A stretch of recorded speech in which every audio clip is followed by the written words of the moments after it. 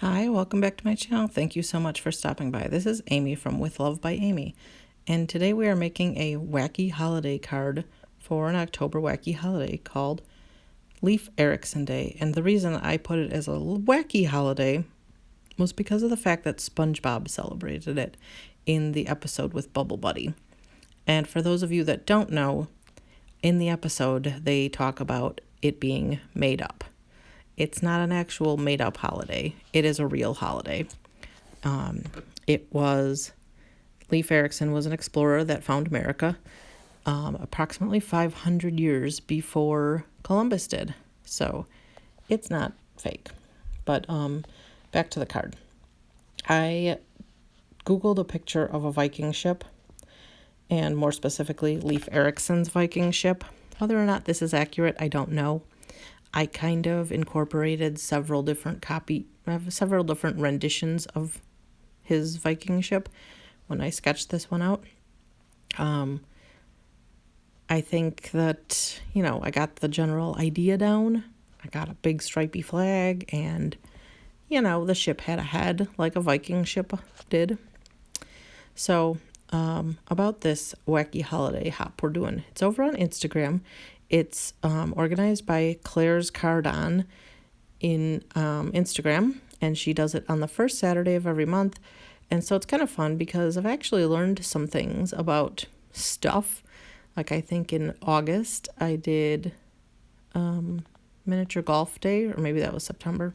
Yeah, it was September, I think. And so it's fun to do a little research on these quote unquote wacky holidays and see where they came about, because some of them, I tend to choose the ones that have a little more reality to them as opposed to just something made up. Like, you probably won't see me picking something like Peanut Butter Appreciation Day. But, that's that. All right, here I am. I decided to I didn't draw the sail on the ship. I actually cut out a sail. And I really just freehanded all this stuff, and then I'm using a ruler to draw straight stripes on my flag. I couldn't really find much stuff in the line of Viking stuff, and I really didn't want to buy anything because Viking stuff isn't really my thing on a regular basis, but it was fun to draw something and really kind of go outside my comfort zone. I'm using a Sharpie to color my red stripes here because I don't have any fancier markers. I'm wanting to try out some of those new OLO markers. I don't really know how you say the name. Is it OLO? I don't know. But they look pretty cool and pretty interestingly comparable to Copics, so I'm hoping to try them out soon. But yeah, there we go. Using my ruler to draw my stripes. And I'm really kind of just freehanding all of it. I'm not, I didn't measure anything. I kind of just, freehanded it. Kind of saw how much space there should be. And ta-da, it fits, and it looks like a good flag. And then I'm just cutting out these little shields that are going to go, punching them out. I'm using my jewel picker to put the tiny little black dots on the shields that are going to go on the ship. Initially, I thought 4 would be enough, but then I realized it didn't look good. And there's my SpongeBob that I cut out. And SpongeBob now needs a Viking hat, because at first I wasn't going to give him one, but then I'm like, wait a minute. He can't be on Leif Erikson's ship without a Viking hat. So I'm cutting a teeny tiny little Viking hat that will go on my teeny tiny little SpongeBob. Yes, I just freehanded all that stuff.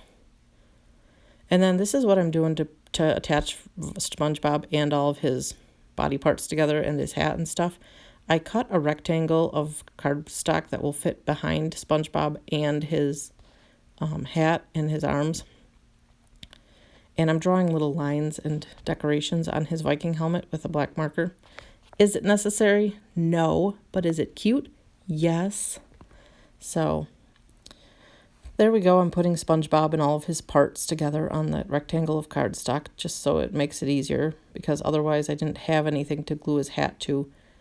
I didn't want to put the hat on top of his body. I just wanted the hat to rest on his head, and that was the best way I could come up with to do it.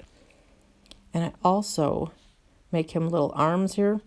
And of course, since they're so teeny tiny, I couldn't really cut little fingers because SpongeBob does actually have little fingers. So I just kind of drew them with a pen once I cut out some arm shapes. And there I'm fitting him on my ship. And here comes the point where I color my ship that I sketched. So first off, when I did my ship, I sketched it with a pencil to make sure I liked the way it looked. And then I went over it with a black pen. I don't know what kind of black pen it was. It was some scrapbooking crafting pen. And then this is like the only Copic I have is this brown one here. So I'm drawing the things that I think should have been brown on the ship. All the Viking ships I saw had a stripe on them like this. So that's what I did.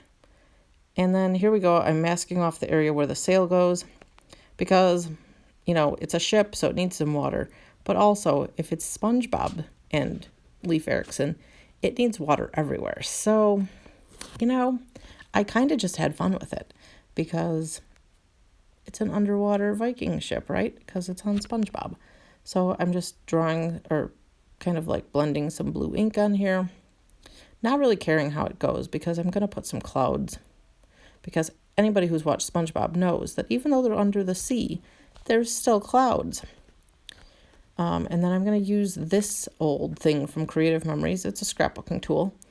I have not broken this thing out for a very long time, but I don't have any die cuts to cut like wave shapes or anything like that. So that's what I'm doing here. I'm cutting several different colors of blue cardstock to line up and make a wave scene with to go underneath of my ship.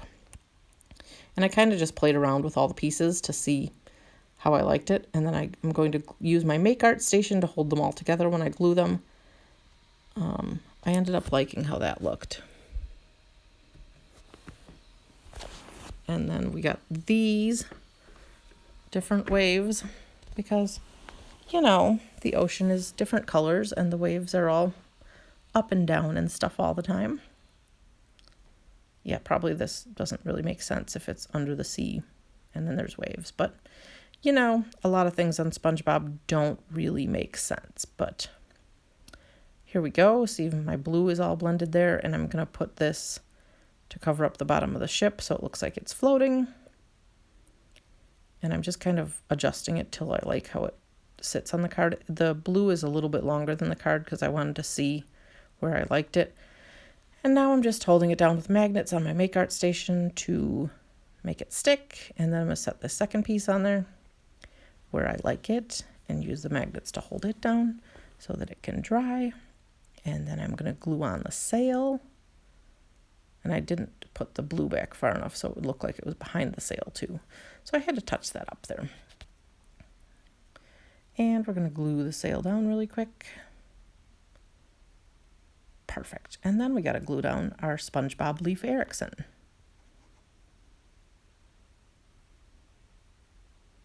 I guess he's not really Leif Erikson. He's probably just a Viking. I don't know. And then I'm gluing on my 5 little shields. And I'm using this punch to punch out some clouds because we got to have some clouds in our underwater sky, right? Gotta love the SpongeBob stuff. And I'm actually going to send this to my brother, who is probably a bigger SpongeBob fan than I am. He's currently deployed. And I sent him a picture of it when I was done with it. And I was like, dude, do you know what this is from? And he's like, Happy Leif Erikson Day. So he knew. So he's going to get it in a care package soon. Just got to get him some goodies together to send with the card. And then I'm chopping off the cloud edges and the wave edges that were overhanging the card panel. And now we're going to glue it to a card base. And now I'm going to decorate the flap of the envelope. I'm going to use skeleton leaves to stamp the nautical stamps down onto the flap. And then these are the stamps that I'm using. And there's the envelope flap. And there's the finished product. I love the way it turned out. It was so much fun to do this, so different than using stamps. Thank you so much for watching and have a great day. Don't forget to like and subscribe to my channel, and these are some more videos that you may enjoy. Please come back soon.